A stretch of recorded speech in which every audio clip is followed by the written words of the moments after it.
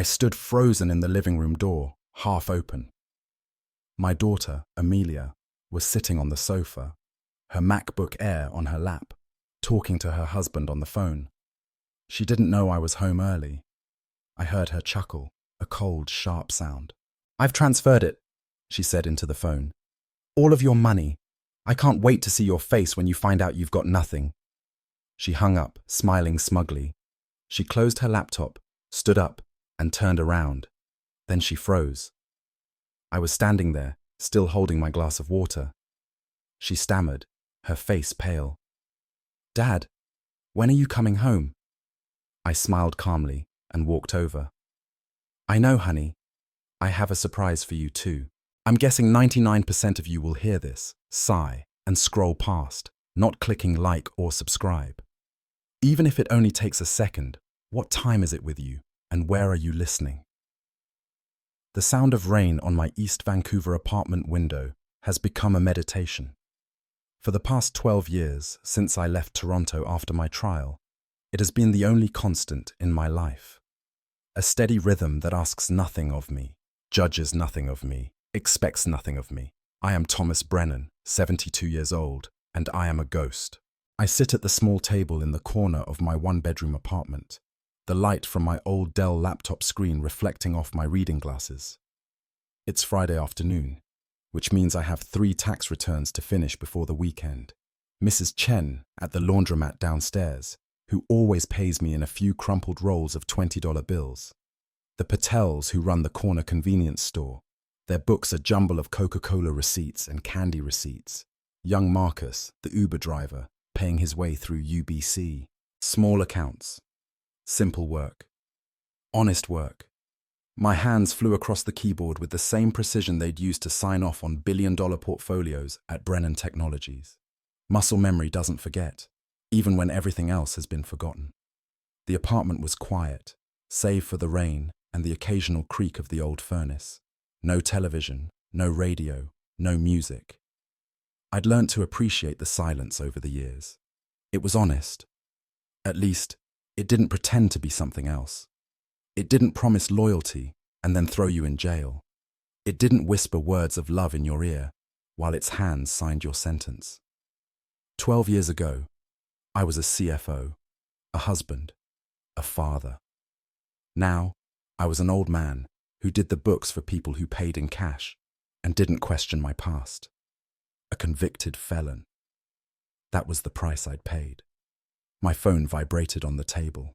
A strange number in Toronto. I almost didn't answer.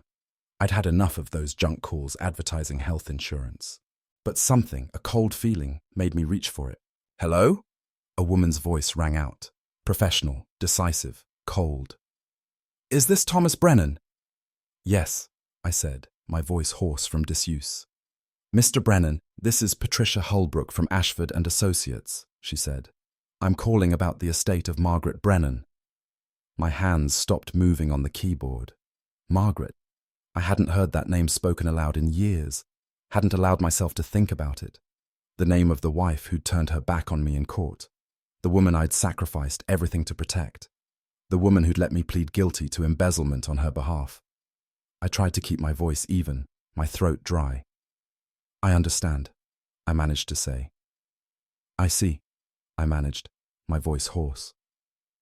The voice of the woman in Toronto, Mrs. Holbrook, continued, as firm and cold as a financial report. "I regret to inform you that Mrs. Brennan passed away on Tuesday." She paused. "The funeral is scheduled for tomorrow at 2 p.m. at Mount Pleasant Cemetery in Toronto. There will be a will reading in our office at 4 p.m. afterward." I could hear the rustling of papers on the other end of the line. "Your presence is requested." Requested, not invited. It was a legal obligation, not a family reconciliation. My throat was dry. Every instinct in me, the instinct of the wounded animal that had fled Toronto for the past 12 years, screamed no. What business did I have at Margaret's funeral? I was her despicable ex-husband, the criminal who had stolen from her own company. I closed my eyes, and the sound of the Vancouver rain faded. Instead, I found myself standing in the dock. Memories came back, sharp and cruel. The headlines in the Toronto Star and Globe and Mail. CFO Thomas Brennan charged with embezzlement. Brennan Technologies rocked by scandal. They had used my worst photo, the one taken when I was led out of the building, my face dazed and confused. The photo of me looked guilty, even though I wasn't. I had no right to be there. In the eyes of the world, and more importantly, in my daughter's eyes, I was the sinner who had destroyed my family. But something inside me, a stubborn remnant of the person I once was, whispered that I should go, not because of the money. God, I had stopped thinking about money a long time ago, but because I owed Margaret that. I owed her a final goodbye that I couldn't say. I heard my own voice, distant and tired. I'll be there. After hanging up, I closed my Dell laptop. Mrs. Chen and Marcus's tax work would have to wait. I went to the small closet where I kept my only suit, a navy suit. The style was 12 years out of fashion, but well kept. I'd worn it to job interviews defeated, wearing it to meet the probation officer. It was my new uniform. It'll work, I muttered. I picked up the old suit, felt the slight wear under my fingers, and then the last memory, the most painful, came. Toronto. I hadn't been back to Toronto in 12 years. It had been almost as long since I'd seen Victoria, my daughter. The last time was in court, right after I'd pleaded guilty. I looked across the courtroom and caught her eye. She was standing next to Margaret, and her face was white with shame as the judge read my sentence. She looked at me as if I were a monster, a stranger who had destroyed everything she believed in. She was 28 then. Now she was 40, a stranger. That night, I couldn't sleep. That night, I couldn't sleep. Lying in my Vancouver apartment, I kept thinking about the last time I tried to see Margaret. It was 3 months after my conviction, right before I was transferred. She was recovering from a stress-induced heart attack, a heart attack that I, or rather my guilt, had caused. I went to the hospital. Victoria was there, standing like a sentinel outside her mother's hospital room. She looked at me, not with sadness, but with cold hatred. "You've done enough damage," she said, her voice hissing. "Go away." I tried to look over her shoulder, into the room. Margaret was lying there, pale. She heard my voice, and she turned away. That silence hurt more than any words, hurt more than the judge's sentence. I left. The next day, I took a Greyhound bus and headed west, as far away from Toronto as I could get, to Vancouver, where I started from scratch, with a criminal record and memories of my wife turning away. And now, 12 years later, a 6-hour Air Canada flight brought me back to Toronto. The city looked different, shinier, more skyscrapers, but to me, it was still a cold place. I rented a cheap room near the cemetery, not a Motel 6, but similar. The smell of disinfectant and burnt coffee couldn't disguise the wear and tear. I wore my old navy suit. At 2 p.m., it started to rain. At Mount Pleasant Cemetery, I saw luxury cars. A black Cadillac Escalade, a couple of Mercedes, lined the gravel road. Lots of people had arrived. I stood in the back behind a large oak tree, watching from a distance. I was a ghost at my own funeral. I saw Victoria. She was in the front row, under a black umbrella, accepting condolences. She didn't cry. She was calm, professional.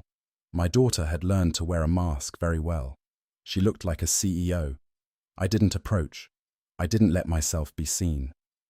At 4 o'clock, I arrived in the financial district. Ashford and Associates offices were on the 28th floor of a glass tower on Bay Street, the heart of Toronto's financial power, the world I had once belonged to. The receptionist looked at me, then back at the appointment. Her eyes swept over my outdated suit, my scuffed-up shoes. "Conference room C," she said, her voice thick with disgust. "End of the hall." The room was all glass and chrome, overlooking the grey expanse of Lake Ontario. A few executives were there, David Chen, Susan Martinez. They stopped talking when I walked in. I sat down in the chair closest to the door, as far away from them as I could get. Victoria arrived at 4 o'clock. She walked with Margaret's determined stride. She sat down at the head of the table without looking around. Then she saw me. For a moment, her composure cracked. I saw her stunned, the color draining from her face. But then, the mask returned, harder than before. "What are you doing here?" Her voice echoed around the room, sharp enough to cut. The other executives stared, no one daring to breathe. "This is a family matter," Victoria continued, her voice icy, aimed directly at me. "You gave up that right when you stole from your mother's company." The public humiliation, painful and precise. I felt the blood drain from my face. I fought to keep my hands from shaking on the expensive mahogany tabletop. "I'm here," I said quietly, my voice hoarse, "because I was asked to be here." Victoria clenched her jaw, her eyes ready to order security to throw me out. But before she could say more, the door to the conference room opened. Mrs. Holbrook entered, carrying a leather folder. "Good afternoon. Thank you all for coming. I am Patricia Holbrook, and I have the honor of being Mrs. Brennan's estate attorney." Mrs. Holbrook sat down, placing her thick leather folder on the mahogany table between Victoria and me. She adjusted her horn-rimmed glasses, gave me a cold glance, then turned to Victoria with a sympathetic nod. "Good afternoon. Thank you all for coming. I am Patricia Holbrook," she began, her voice steady as a metronome. "I have had the honor of being Mrs. Brennan's probate attorney for the past 15 years. She pulled out a document bound in dark blue. "The last will and testament of Margaret Elizabeth Brennan, executed this 15th day of March, 2024. I stared at the date. Just a few months ago. Very recently. That is, she wrote this long after I'd left prison, long after the dust had settled.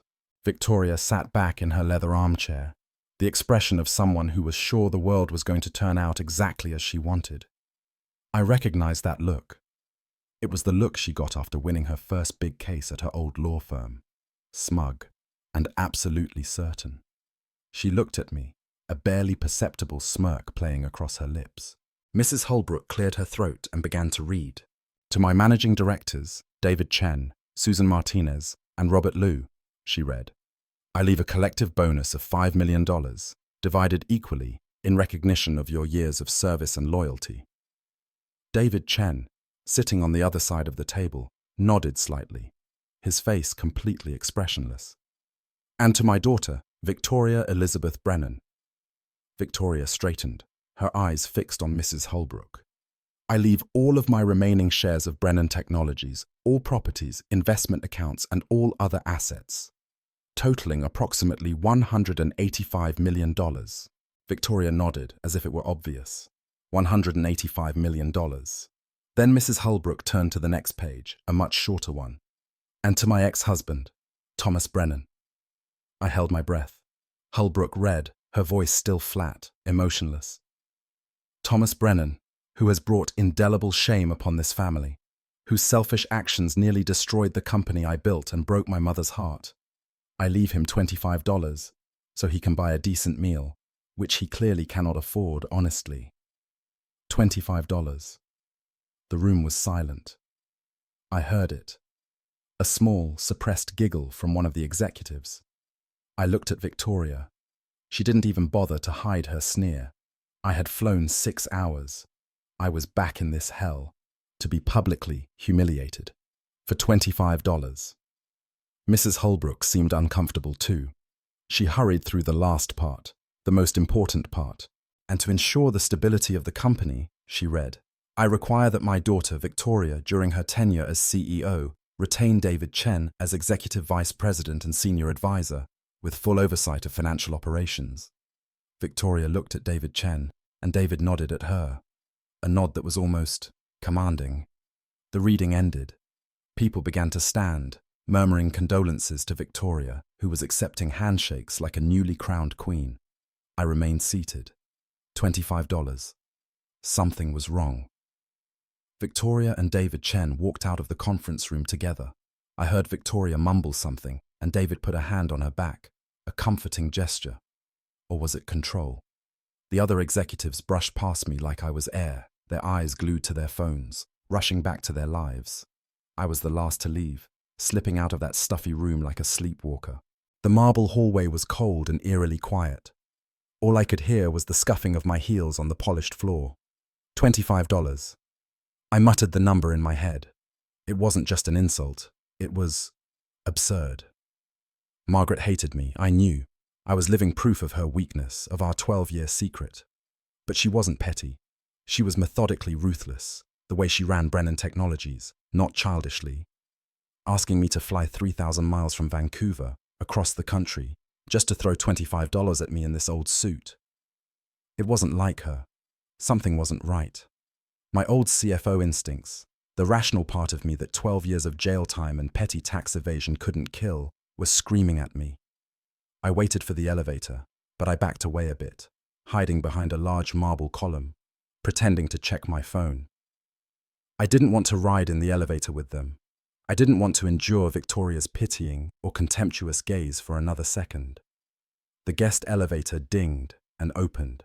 Victoria stepped in, her face cold and proud, the face of a CEO who had just inherited $185 million. The stainless steel doors closed, taking her away. I breathed a sigh of relief, but then I heard voices from down the hall, near the private executive elevator. It was David Chen and Attorney Holbrook. "You did well, Patricia," David said. His voice was low and controlled. "Just enough emotion.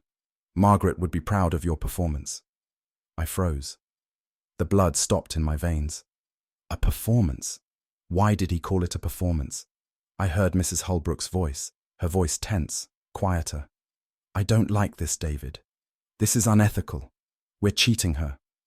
David's voice turned icy, colder than the marble hallway.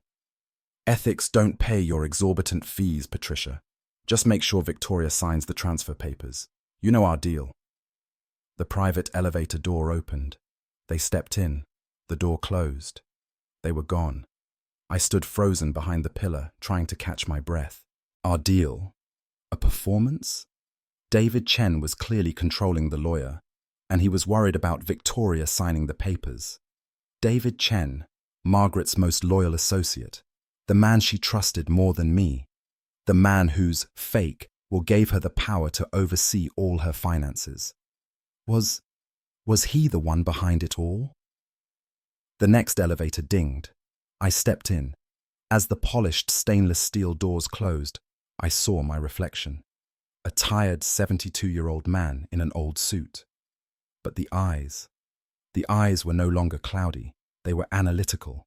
They were calculating.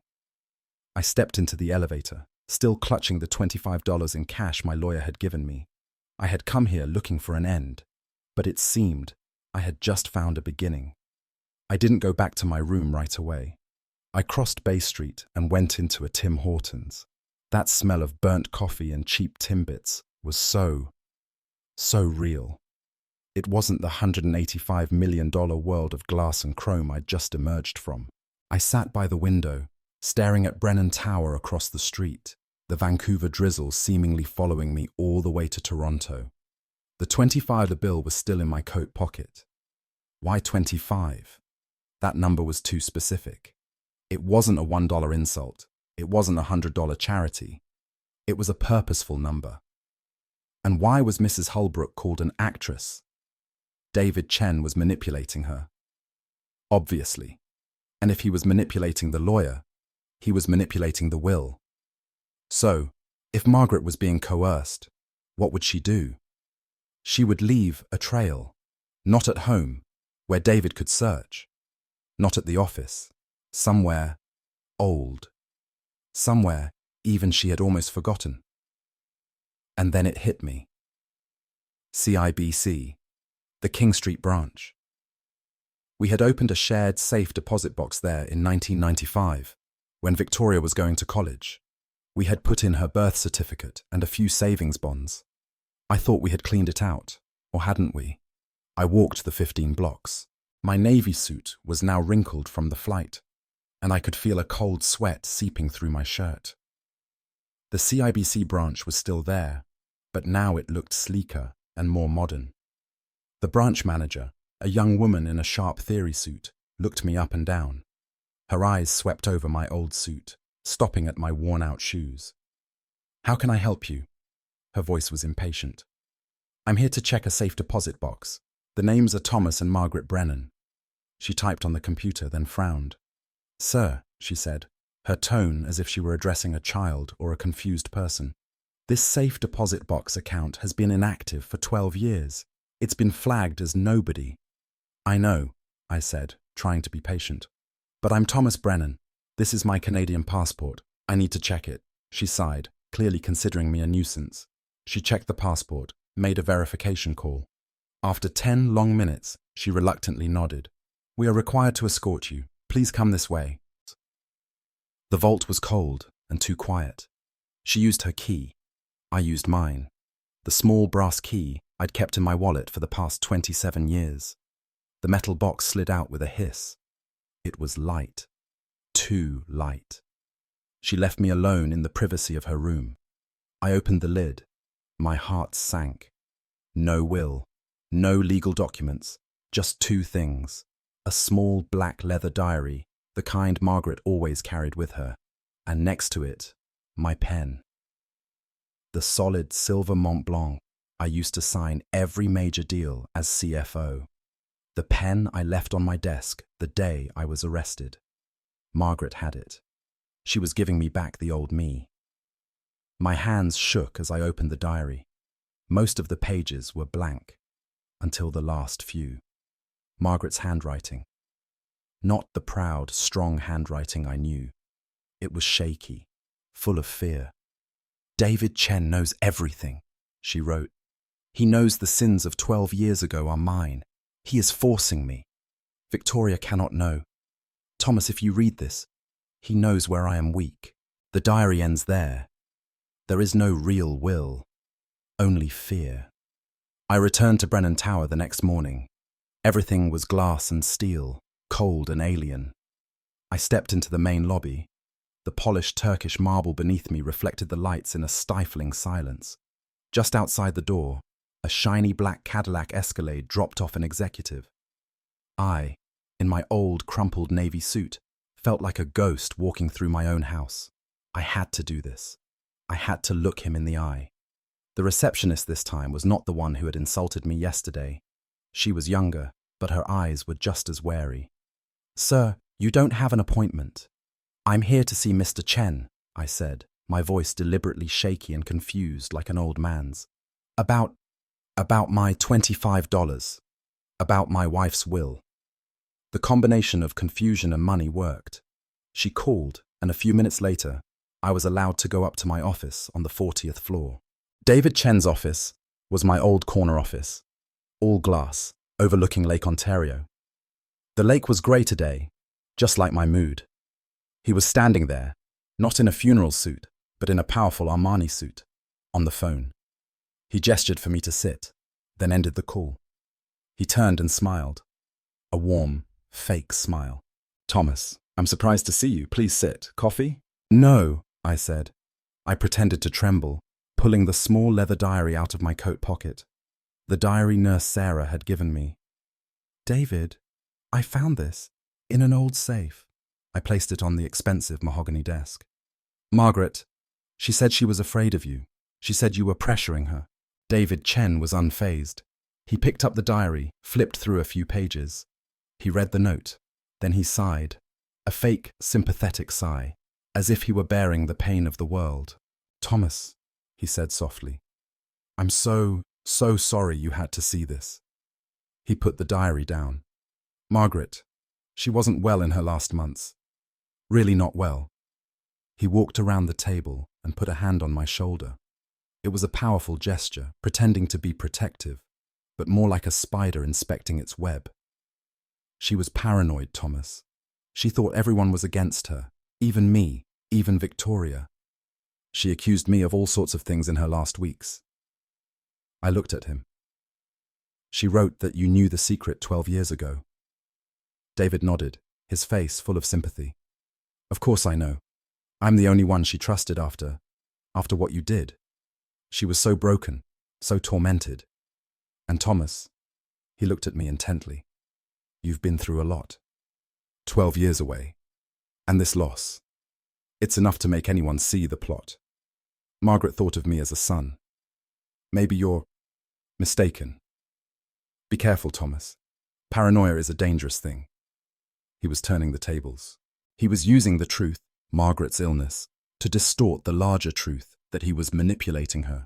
He was saying that I was the paranoid one. Maybe you should go back to Vancouver, David said quietly, as if it were sincere advice. Get some rest.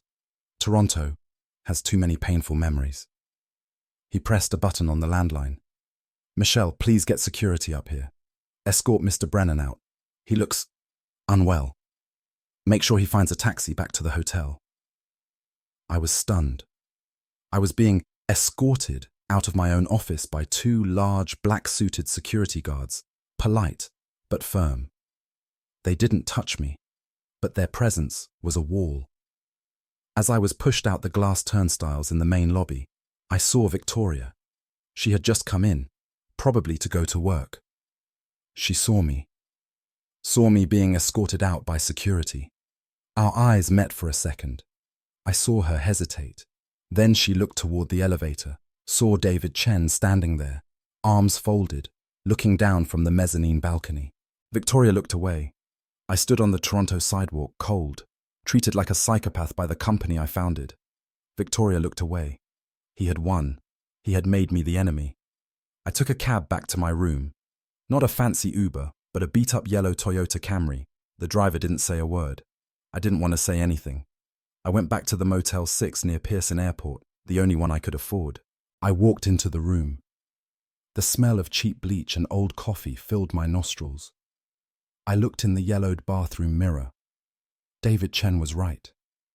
I looked exactly like a paranoid man, a 72-year-old, exhausted in a rumpled suit chasing ghosts. My daughter had turned her back on me. My enemy had openly mocked me. I sat on the sagging bed, the frayed sheets, and felt the cold, utter defeat. He had taken 12 years from me. He had taken my company. He had taken my daughter. And now he wanted to take my sanity. He wanted me to believe that I was the one who had lost my mind, that Margaret really hated me, that the diary was just the ramblings of a delusional woman. No. A cold, simmering rage began to rise from deep within. It wasn't a sudden rage, it was a painful clarity. I might have lost 12 years, but I was still Thomas Brennan. I was the one who had built that company from scratch, from a tiny office with old furniture. I knew every number. I knew every loophole, and I knew David Chen. He was an opportunist. And Margaret, she had left the diary. He knew where I was weak. That was the key.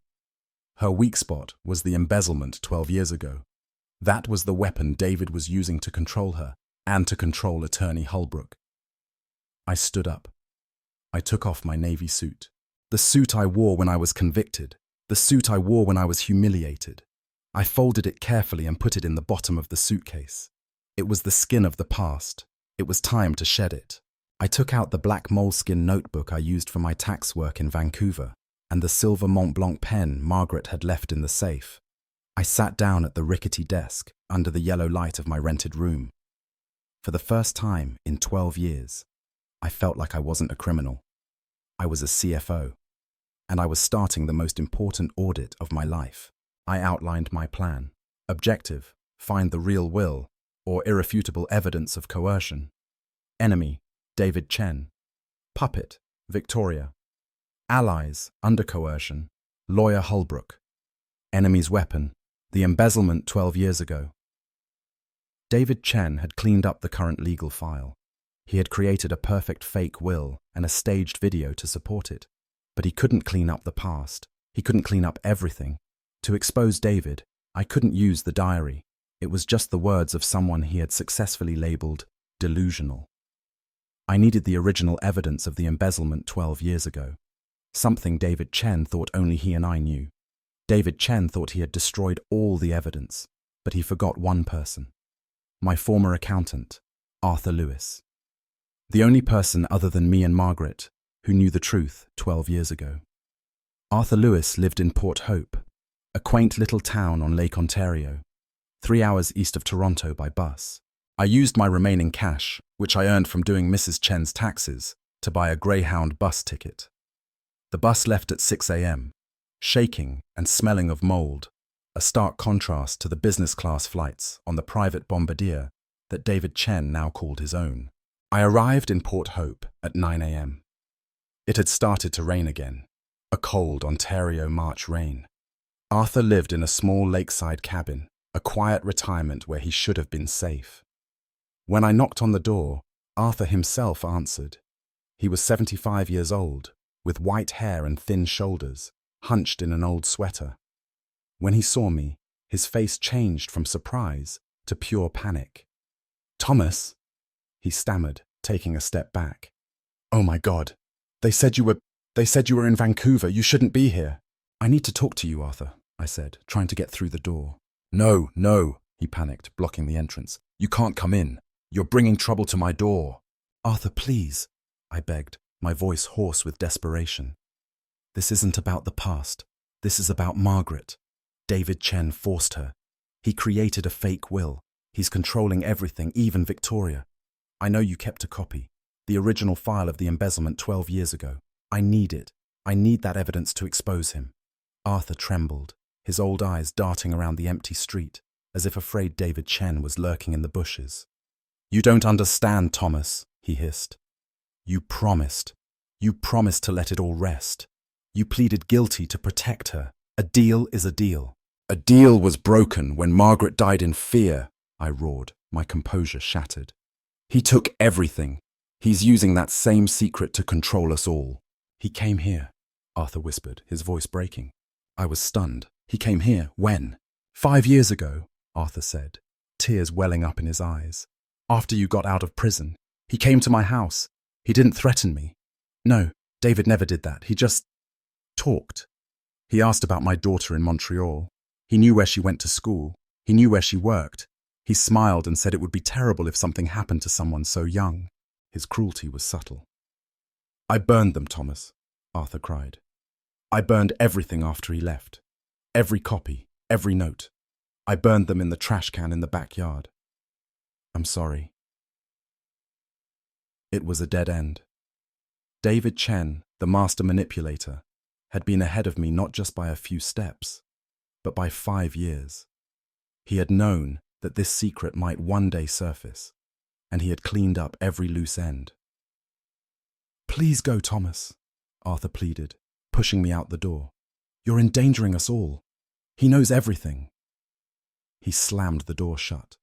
The latch clicked like a gunshot. I stood alone in the rain, on the porch of my only old friend. I was completely defeated.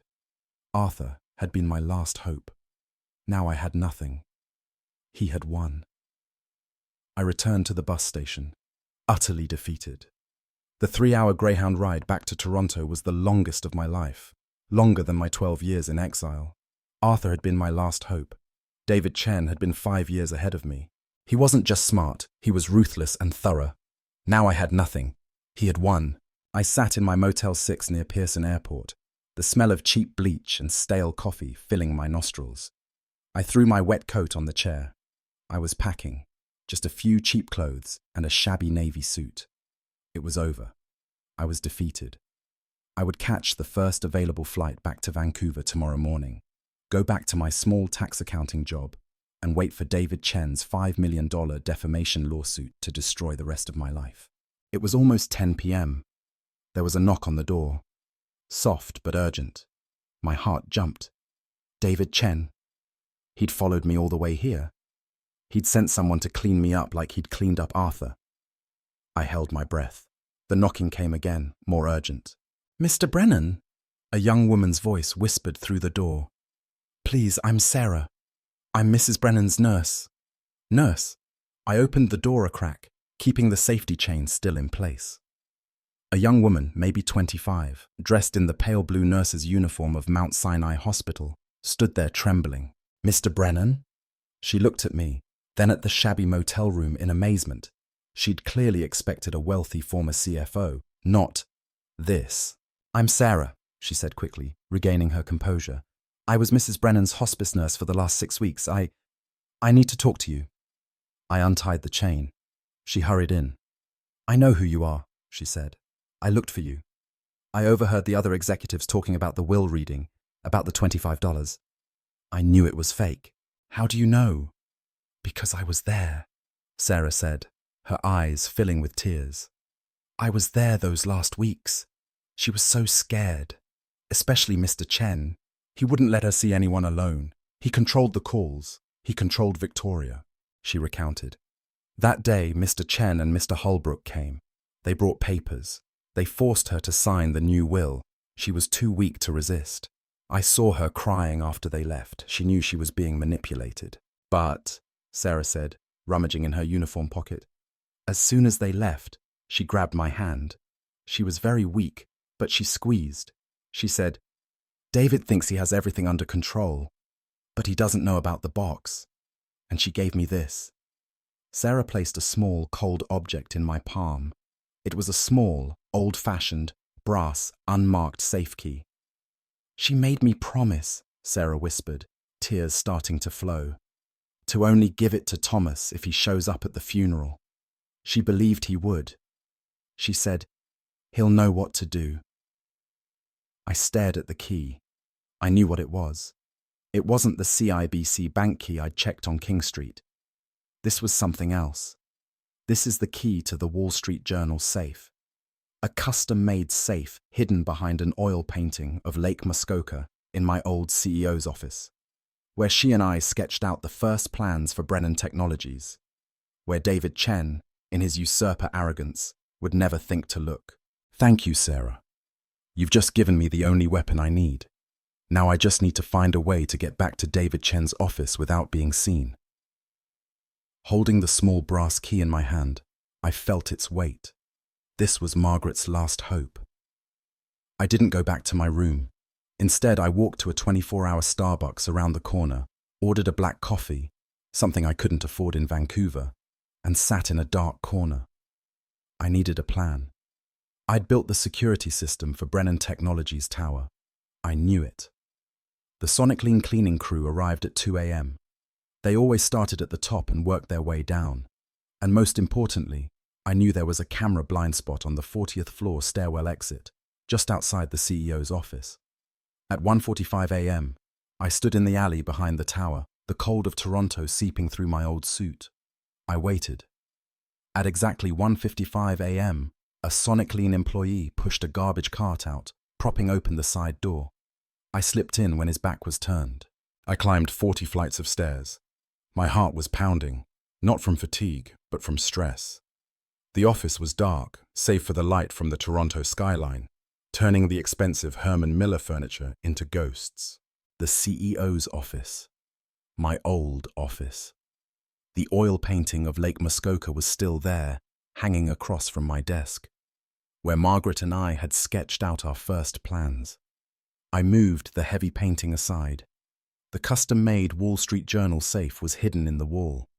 Nurse Sarah's key slid perfectly into the lock. The lock clicked with a small, sharp click. I opened the thick steel door. Inside was no will. My heart sank. There was no real will. Instead, there was a single beige folder, carefully bound with string. I recognized it immediately. The label read, Brennan Files, 2012, sealed. It was the original file, the file on the embezzlement. The original file, which I thought had long since been destroyed, containing every transaction, every forged signature by Margaret, every incontrovertible proof that she had done it. This was not a weapon, this was a confession. My hopes for the key had been dashed. Margaret had not left me a genuine will to save me. She had left only evidence of her guilt. I flipped the file open. Pinned to the first page was a note written in her shaky handwriting. Victoria must never know. I stood frozen in the darkness, the cold of the office closing in on me. I got it. I got it completely. This was the ultimate moral impasse. David Chen was using this file, or a copy of it, to control Margaret, to force her to sign a fake will, and I couldn't use it against him, because if I released this file to prove David Chen was blackmailing, I would also have to reveal Margaret as a criminal. I would destroy her memory. And worst of all, I would destroy Victoria. She had lived for 12 years believing her father was a thief. How would she react when she learned that her mother was the thief, and that her father had sacrificed everything to protect her? That would kill her. My promise of silence from 12 years ago was binding me again. I put the file back. I locked the safe. I hung up the picture of Lake Muskoka again. I left the building like a ghost. I had proof, but it was false proof. David Chen had won. I returned to my room at the Motel 6 near Pearson Airport. I was defeated, completely. I threw the safe key onto the bedside table. It made a dry click against the silver Mont Blanc pen Margaret had left behind. I sat on the sagging bed, the smell of cheap bleach wafting over me. I was defeated. Margaret had not left me a weapon. She had left me with the final burden of a confession. I could not use that embezzlement file. If I released it to prove David Chen blackmailed me, I would also have to tell Victoria and the world that her mother was a thief, that I had lied, that my entire sacrifice had been a farce. I had gone to prison for 12 years to protect my daughter from that truth. I could not destroy it now. I stared at the Mont Blanc pen and the notebook. I started piecing it all together, not like a grieving father, but like a CFO auditing a scam. Fact number 1. The fake will, P4, gave $185 million to Victoria, but gave David Chen absolute financial oversight. Fact number 2. The show conversation. David was clearly manipulating the Holbrook lawyer. Fact number 3.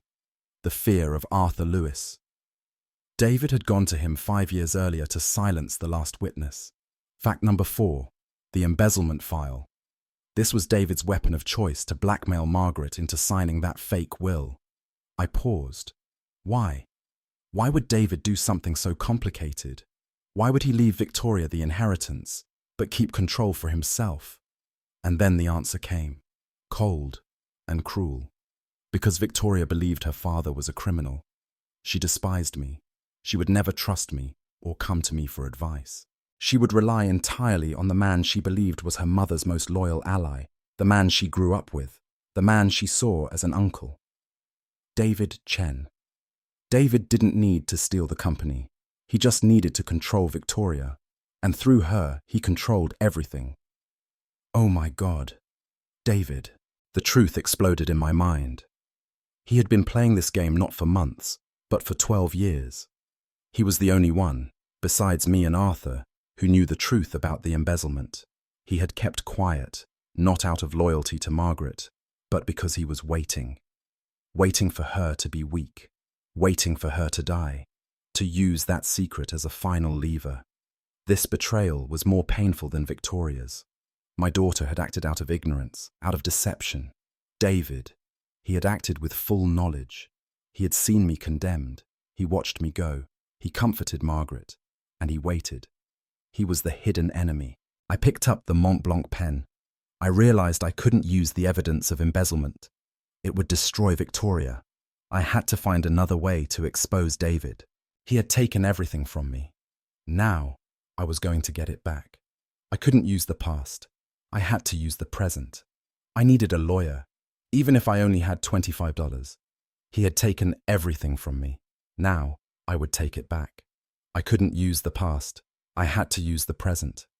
I needed a lawyer, even if I only had $25. I spent the next morning walking to a Legal Aid Ontario office on Queen Street. It was far from the glitzy glass towers of Bay Street. It smelled of old paper, dust, and half-brewed coffee. I sat on a hard plastic chair, clutching a Mont Blanc pen in my pocket. I was a millionaire former CFO, now seeking a free lawyer. The irony was cruel. Ben was young, probably fresh out of law school at the University of Toronto. His tie was a little crooked, and his office was cluttered with files, but his eyes had fire. He looked at me, an old man in a shabby suit, with curiosity rather than contempt. I told my story. I didn't talk about the embezzlement of 12 years ago. I couldn't. Instead, I focused on what I could prove, Margaret's undue influence and lack of capacity. I handed him the diary and told him about Nurse Sarah. Ben listened, taking notes in a yellow legal pad. "Mr. Brennan," he said when I finished, "if you're telling the truth, that the nurse can testify that Ms. Brennan was coerced and delusional, we have a case. We can request a deposition right away." I nodded. I don't have any money. We're doing this for justice, sir, Ben said, idealistically.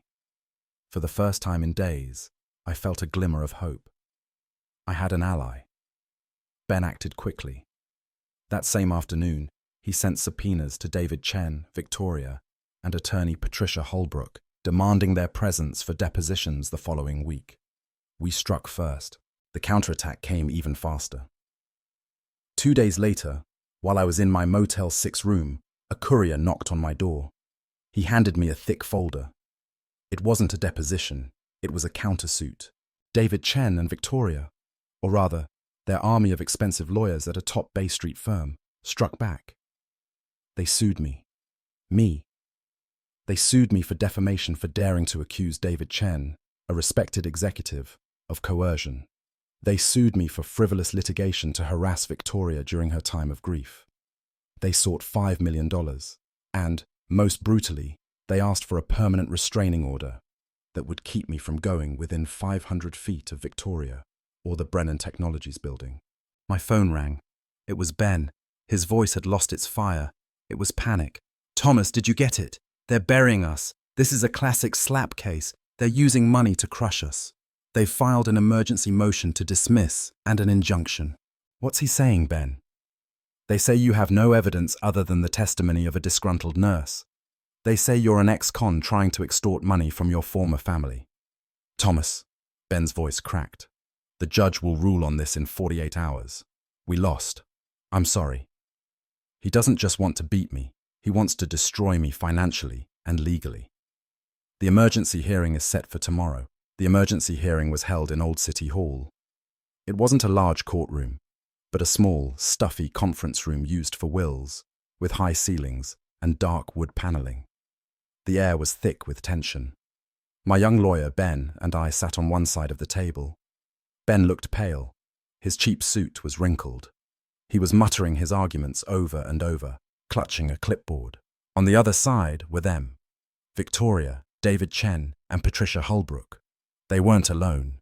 They were flanked by a team of 3 lawyers in impeccably tailored suits from Blake's, one of Canada's most expensive law firms. The power differential was ridiculous. It was a battleship against our small boat. Victoria didn't look at me. David Chen did. He nodded to me, a polite, casual, almost pitying nod. The judge, a weary-looking woman, banged her gavel. "We are here to consider the motion to dismiss and injunction filed by the plaintiffs, Brennan and Chen, against Thomas Brennan." Ben took a deep breath and stood up, his voice trembling slightly. "Ma'am, we are here because we believe the disputed will was the result of undue influence.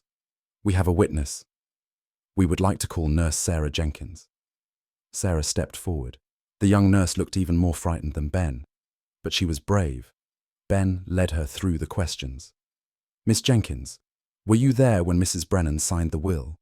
"Yes," Sarah said, her voice soft. "Mr. Chen was there. He wouldn't let her be alone. Mrs. Brennan was very frightened. She told me that Mr. Chen was threatening her." "Threatening her how?"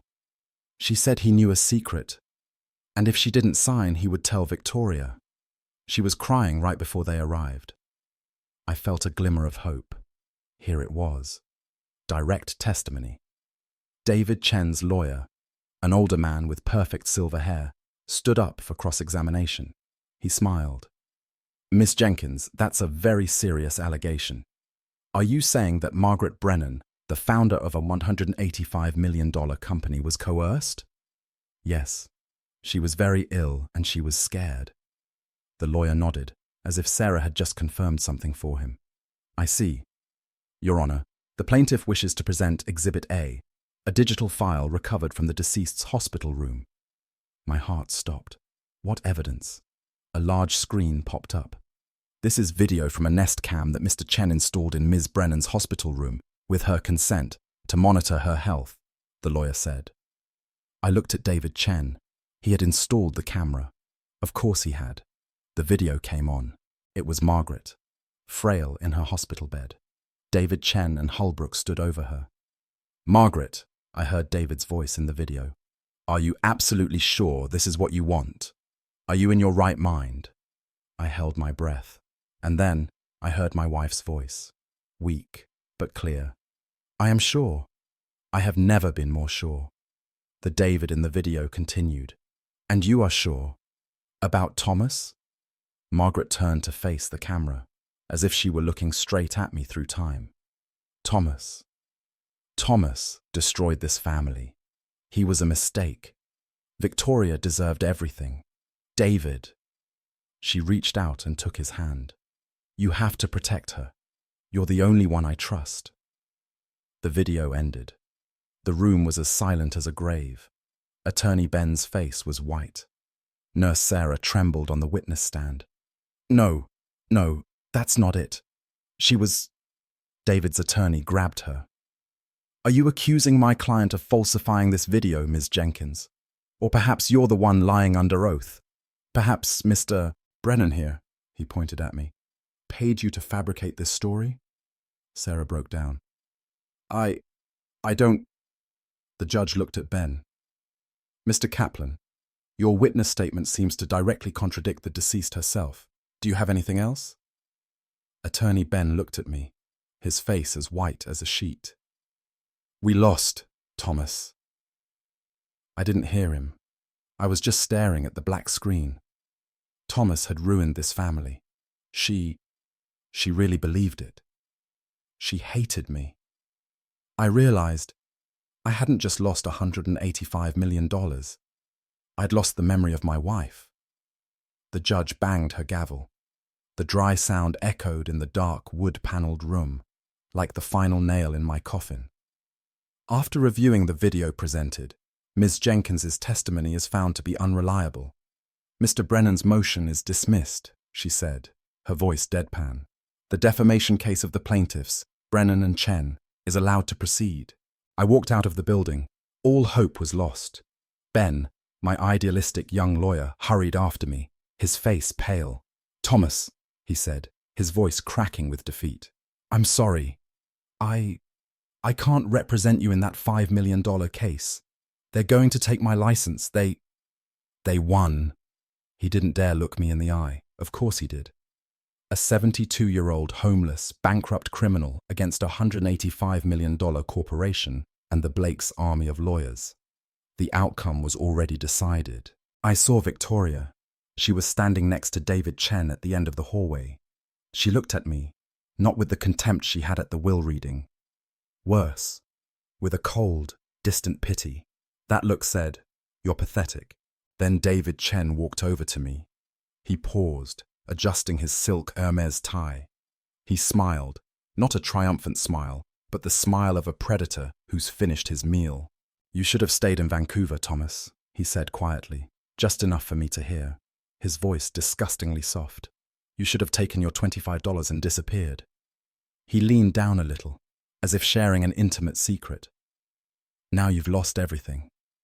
Again. I walked. I don't know how long I walked through the streets of Toronto. I had nothing. I had no money to get back to Vancouver. I was a 72-year-old man, stranded, with a criminal conviction and a $5 million defamation judgment on my head. David Chen had won. He had everything. Somehow, I arrived at Toronto Pearson Airport, YYZ, in the evening. I gathered the last of my coins from the pocket of my old jacket. Enough for a small black coffee at the Starbucks in the domestic departures hall. I sat on the hard metal chair, staring at the electronic board, waiting for the cheapest, latest flight back to Vancouver. A flight I wasn't even sure I could afford. I was a complete failure. I pulled out my cheap phone, the phone I had in Vancouver. I watched the video again, the Nest camera footage that David Chen had used to destroy me. I had to watch it again. Where had I gone wrong? How could I have been so wrong about Margaret? I watched it over and over again. Margaret's voice, weak but clear. I'm sure. Thomas has destroyed this family. David, you must protect her. Her expression, something. She was looking straight into the camera. She was blinking strangely, long, short, then again, long, short. My brow furrowed. It wasn't a random blink. Long, short. L. Long, short, short. O. I shuddered. I sat at gate B4 at Toronto Pearson Airport, YYZ, waiting for the latest, cheapest flight to Vancouver. A complete failure. My $5 Starbucks coffee, bought with my last coins, had long since gone cold. I played the video back on my cheap phone. Again, I had to watch. Where did I go wrong? Margaret's voice, faint but clear from David Chen's Nest Cam. David, you have to protect her. I'd watched it 100 times, trying to accept that she finally, truly hated me. But this time, I didn't just listen. I watched. Her expression. She was looking straight into the camera, and she was blinking. A strange blink. It wasn't a random, tired blink. It had a rhythm. Long, short, long, short, short. I shivered. My heart started pounding. I rewinded. Long, short, long, short, short. It was an L. I rewind. Long, long, long. O. Short, long, short. C. K. E.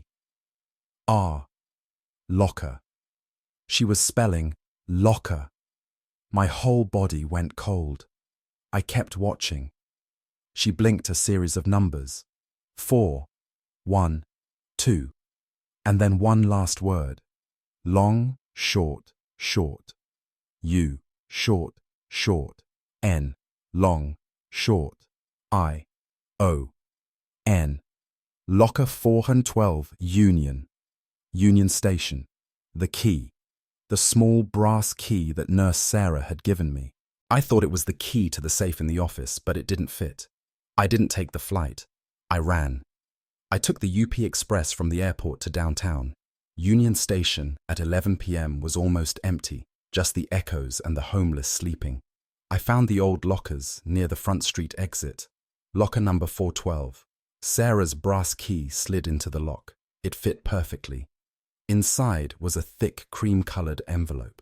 My name was written on it, in Margaret's strong handwriting before she got sick. It was the real will, notarized 6 months ago. I tore it open right there, under the dim fluorescent lights of the station. For his 12 years of silent sacrifice, for bearing the brunt of sins that were not his to protect this family, I leave my entire estate, $185 million, and all my shares of Brennan Technologies, to my husband, Thomas Brennan. He is the only honest man I have ever known. Tears welled up in my eyes. To my daughter, Victoria, I leave her $25 and hope that someday she will learn the value of loyalty.